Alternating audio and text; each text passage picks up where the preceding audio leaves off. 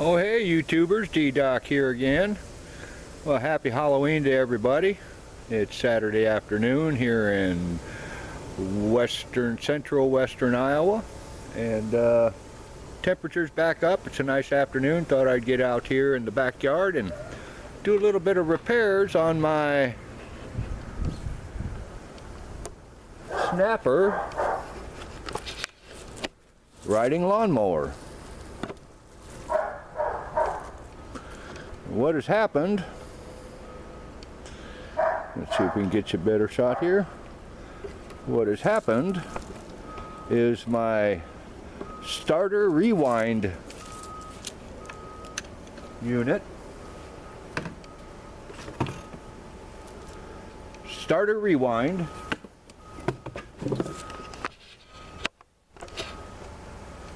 the old one is broken. Of course, everything's made out of plastic.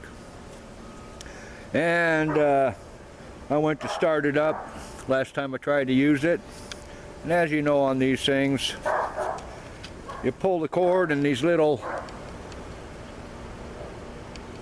white tabs come out, and they catch down here in the notches on this cup.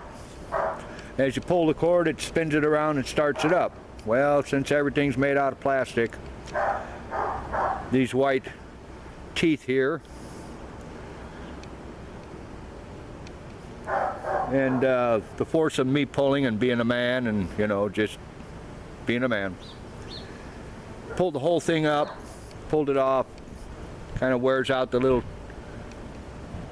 white teeth here, and these little white teeth have a plastic post that comes up from the bottom here and hold them into place. Well, it broke that post off, and one of the teeth went flying out. Now that's somewhere down here in the lawn. I couldn't find it, so I grabbed one off the old one. This is actually my first replacement from a year ago, and there's no repairing these things. And then also, by looking at it, I can see that the metal coil rewind spring in here has come out of its holder, and it's wrapped up in there somewhere, so it's not working properly and doesn't want to pull the rope all the way back in all the time. And it's a mess to work with those metal springs in there if you've ever tried to repair them. Half the time they'll boing come out, and you're going to spend quite a few hours not having fun. So the next best option, go on down to the lawnmower repair store, purchase a new one, which, thanks to the COVID, jumped up the price, oh, good 25–30%. It was $54 a year ago, now it's $76. So that'd be about 50%. So anyway, today's objective here is to put this on the mower. So you have to remove these 4 retaining bolts. It's very nice. You purchase this unit, you also get a new cup and 4 new screws.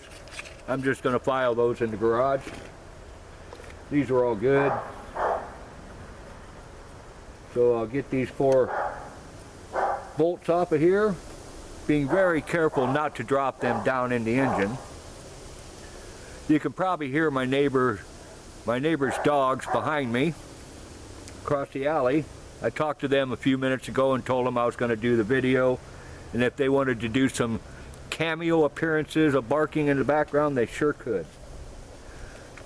Okay, I've got the 4 bolts off. I'm going to position this where it needs to go,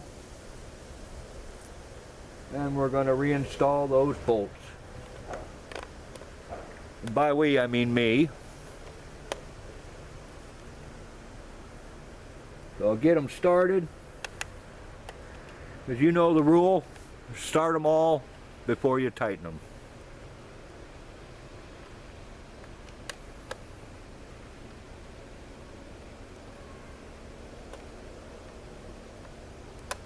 I'm not sure this is exactly where this handle wants to come out off to the left-hand side, but that's where it was when I purchased this mower, which I got from my neighbor 2 doors down.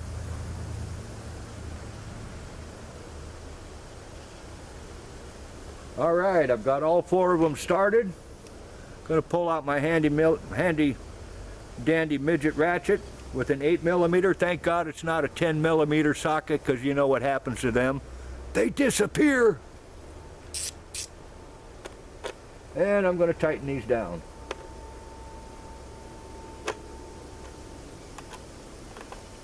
I'll get them all snug first.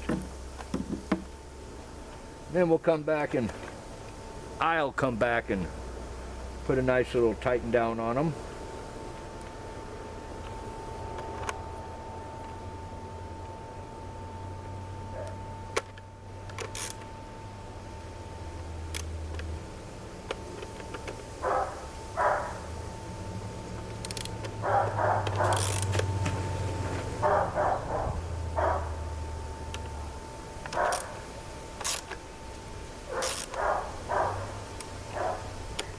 And if you could see, you probably saw that they were a collared bolt.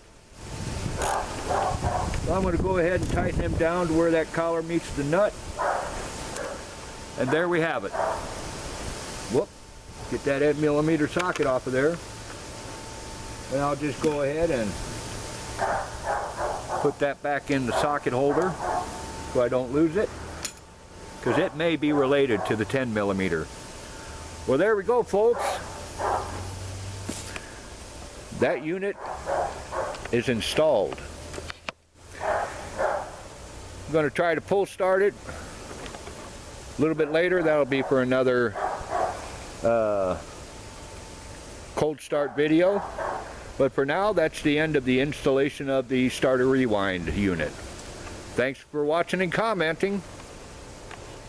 See you next time.